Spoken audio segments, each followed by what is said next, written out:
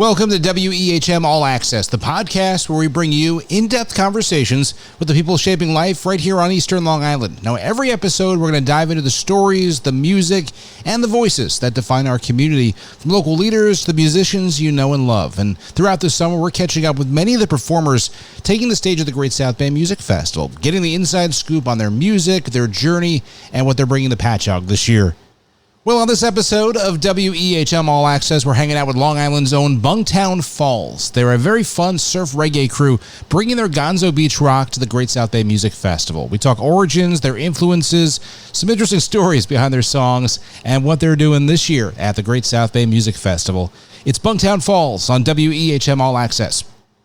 Well, coming up on Friday, July 24th at the Great South Bay Music Festival, a lot of great bands performing. It's kind of like reggae night there, and we've got a very cool band from Long Island here joining us in the virtual studio, Bunktown Falls. Let's go around the room, so to speak. I know we've got Carl, but who else is joining us? My name is Alex. I'm the guitar player of Bunktown Falls. My name is Joe. I'm the drummer of Bunktown Falls. Spencer, and I play bass. And, of course, we got Carl on vocals. Thank you guys for joining us as we get ready. The point of all of these interviews that we're doing is to kind of get to know these bands that are performing at the Great South Bay Music Festival this year. And I guess what are the, I guess we'll start with Carl. What's kind of the origins of Bunktown Falls? How long has this project been together? Where are you guys from initially? What's the origin story, so to speak? Yeah, so we're creeping up on almost 10 years now, right? I think in like a year or two, we're going to be there. The band actually didn't start with me or Joe or Spencer. It started with Mundo.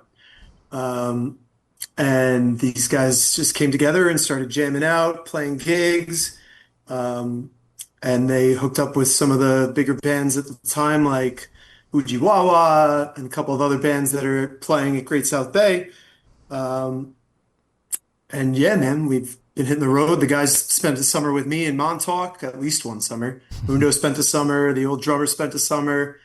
And Montauk, yeah, of it, like it really, like, I'm gonna jump in a little bit too, because like Carl said, please.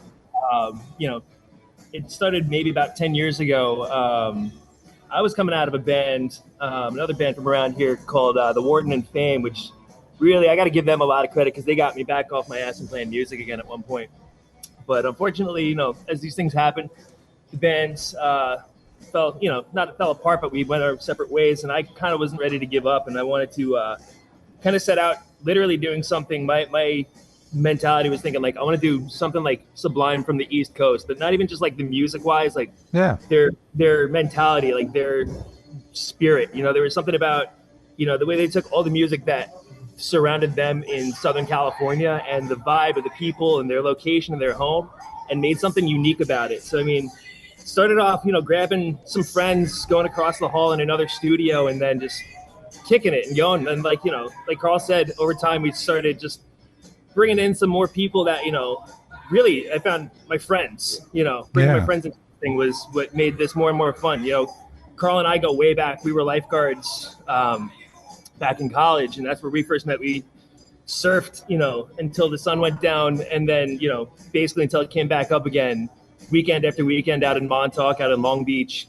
And, that's what a lot of our music kind of reflects, is where we all came from, where we started and what we do. Where did you guys grow up? It sounds like Montauk is certainly an influence. We're all pretty much South Shore Long Island guys. Ever from Long Beach all the way out to Montauk, we've pretty much resided anywhere you can on the South Shore. That's, I think, the biggest character trait that united all of us together, is we kind of grew up either on boats or on beaches or just outside and doing what you do out here. Your sound kind of blends alternative rock, surf reggae together. How did that mix become your thing? How long did it take to kind of figure out your voice as a band? I think we still are. I think you're always kind of figuring out your sound as a band. But like I said before, it's kind of like that same mentality that, I saw in that SoCal scene of just taking everything around you. If they had like, the Descendants and punk rock style out there, we had the CBGB scene out over here. If they had a jam band like the Grateful Dead, we got Fish over here. We kind of just take a little bit of you know, the same kind of influences. They had their hip hop influences, we had our hip hop influences, and it's the music you grow up around, you know. Sometimes you just go to a really good show and you come home and say more of that next time. Yeah. It's That's that a lot simple, of what's man. been happening for us lately too. And just to touch on what Mundo said, Alex, where we're still kind of finding our sound in the way based off of like the shows we're going out to see, like, you know, what Spencer just said here, like we're taking bits and pieces of everything we can and trying to find a way to fit it into what we're doing now and still make it our thing at the same time. You're always a student to some degree. No, that's very smart to think like that and use that as kind of motivation and always learning. When you guys are writing, who's like the first person in the band to kind of put things together and then get with everyone and kind of figure out the direction? Where does it all begin? It's very collaborative. Yeah, a lot of it is like a big group effort, but then like some songs we've had, like Mundo maybe had some lyrics that he's been sitting on for some years, and he just needed a little bit of help from us to be like, all right, well, maybe that part should sound like this and that part should sound like this. But it really is mostly a group effort, a big collaborative thing that we do when we write music. Yeah, everyone's usually bringing in something. It starts in one corner and ends in another. We don't do anything alone, you know? No, that's great. You've built a pretty loyal Long Island following. What's the kind of the secret you guys have found to make sure you stay connected to Long Island and while you're still, you know, looking to evolve and grow as a band? You need to just be as fun as you possibly can. Yeah, that's a big point for us. Being good to people and just having a good time with people is as important when you're playing as it is when you're done playing, as it is when you go home. And it's that simple.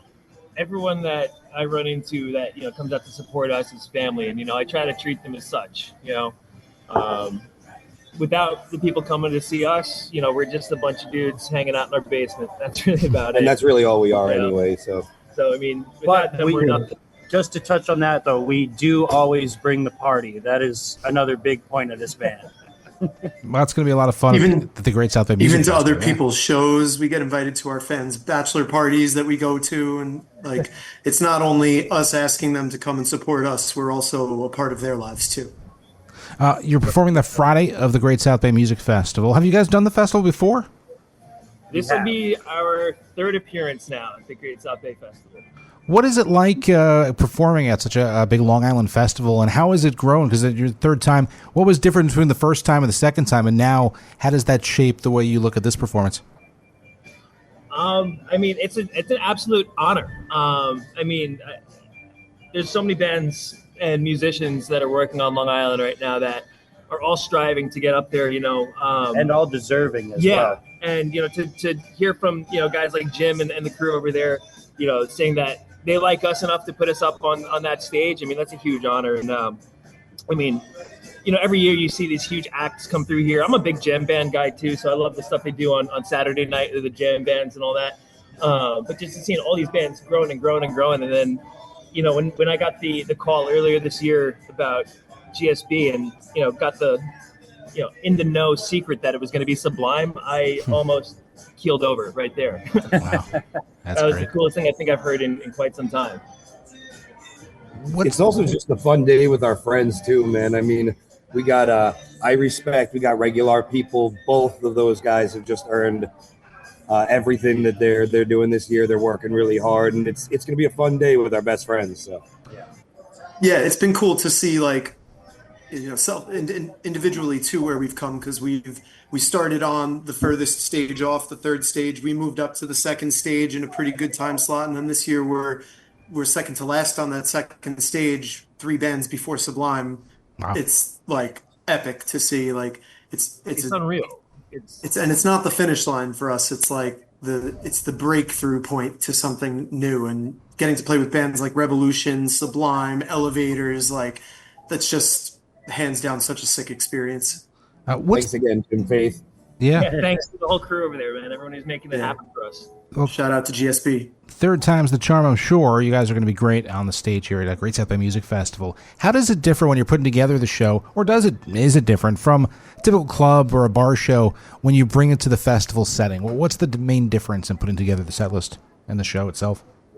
Well, I think for me, and I speak for most of us too, is like this a show like this is where it really is about the music that we make and we write and we play. And like, this is like, a Bunktown Falls show in a sense where like, you're going to come out and you're going to hear our music, and you're going to be there to listen to what we've made, what we've done. And we also are planning like, a lot of fun things and making sure that the right preparation goes into a show like this. Whereas like you go to play a bar gig or something, maybe we're playing for 3 hours and we're going to play some songs that, some covers and stuff like that. But the kitchen sink at it. Yeah, like shows. Where we can kind of just paper bag it and do our thing there. Whereas this is like, this is something we've been working on, this set list that we have prepared for months and months now, and making sure that the timing's right, the songs that we picked are in a good order of flowing into each other and whatnot. And this is like kind of like where we get to like hone our craft here, and really show what we're all about. So the setup and the preparation for this is much more serious than, going to play at the bar down the street or something like that, I mean, feel like building on what Joe was saying there, like there's almost two different flavors of a Bunktown Falls show. If you come see us when we're out having a party, like doing those 3-hour sets, it's going to be something wild. I don't really know if I can really explain it, but when you have to do 30 minutes, 45 minutes on a stage, we got to kind of condense it down to the pure extract of Bunktown Falls. And, there's things that we work on for hours, behind the scenes, writing music and stuff like that we don't necessarily always get to showcase in such a limelight. And, gigs like this really give us the opportunity to show people, what it is that we create, what it is that we want to be, and, who we are in the most pure form. Big taste of funky punk rock energy. We just, pushing the dial forward and forward. It's all energy when Bunktown condenses it, versus a bar where you're going to see us having our drinks and fooling around, picking covers. We're all energy on that stage when you see us at Great South Bay. We bring the whole army out for this one too. We get horn section guys that we have to schedule practices with and teach them the transitions. We've got keyboards, percussion, and to get that large of a group into one room weekly before the lead up to the show and then have a dress rehearsal, it's a lot more detailed. We take it very seriously. I would imagine too, because the festival has a really diverse audience, and it's interesting because you've got the challenge where you're going to have the longtime fans there, but also people seeing you for the first time. What goes through your mind how do you approach someone that's first seeing you perform? I think it's the same way we approach everyone. Yeah, go ahead, Carl. You got it. We bring the party. We bring the fun. We ask questions about them too. We're not just thinking about ourselves, and we love to grow the army. You've got a new song out there that came out a few weeks back, I believe, called Challenger. Where did that song come from, and kind of what was the origins of that? Great question. This is probably like the greatest story that Bunktown has to offer for this song. Can I preface something? I just want to throw a thing out there. We'd like to call our style of music Gonzo Beach Rock. Well, I was gonna, because that certainly has a certain connotation. Where did that come from? Are you guys fans of the whole Gonzo? Big Hunter Thompson guy. Big into that whole idea of, the way he would tell the true story in the biggest fashion, where it's not necessarily, I'm not lying to you, I'm not necessarily telling you a fish story, but, I'm going to tell you the craziest thing you've ever heard, which really happened. In the craziest way. And that's going back to the question about Challenger. That's kind of been like our style of writing is, we draw from our own experiences, things that we've, had happen in our lives, and then just kind of blow them up out of proportion a little and make them a little cooler, a little more fun to tell. And Challenger, particularly.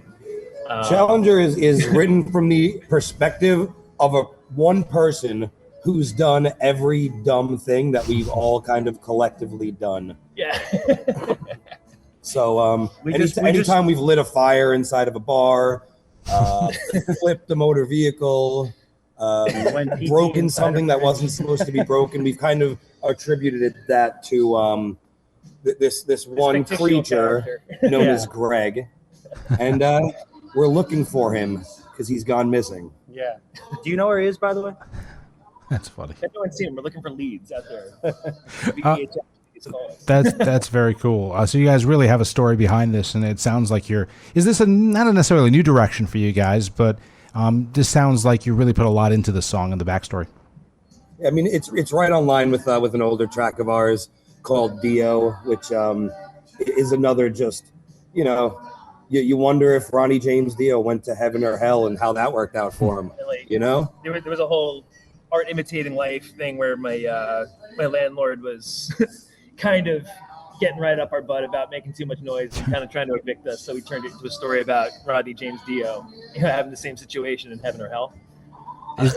Is this part of a bigger project for you, or is this just kind of one-off singles and you kind of go as you? It's all fun, you know. We just write about whatever we're feeling, you know. These songs have been catharsis for us in some ways. They've been, you know, just ways to talk about our journey along the way. But you know, at the end of the day, they all come from some area of reality, some area of truth in our lives, and you know. Whether, like I said, whether it was a catharsis to just get something out or just to, you know, immortalize some great times, you know, that's what we do. That's our theme. How do you balance the studio versions of songs with the live versions? Because they obviously are going to be a little bit different, but you still want that same energy. Yeah. We come from a background that's kind of a mix of that perfect practiced execution and then a background of jam band basis. So a lot of the members are coming from different places, and we kind of meet in the middle. There's room for improv. I trust the people around me to take the liberties they're going to take, and the live versions of songs over time usually chisel themselves into a unique version. You know, you can get that studio experience, but you're only getting what the soul of Bunktown is really when you see the whole picture.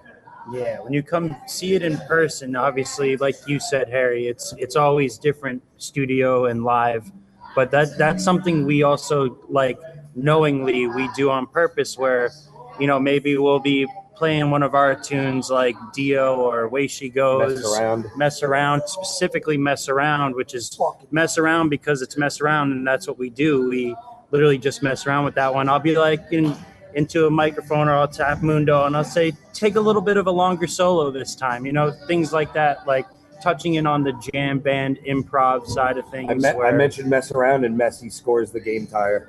Look at that. But yeah, so generally speaking, we do try to make it like something different every time when you see it live, but also not too far off of the studio stuff that we're used to hearing, you know? I want to hear the crowd singing along with me, but at the same time, if we can get that stink face on them, I think that we did it right.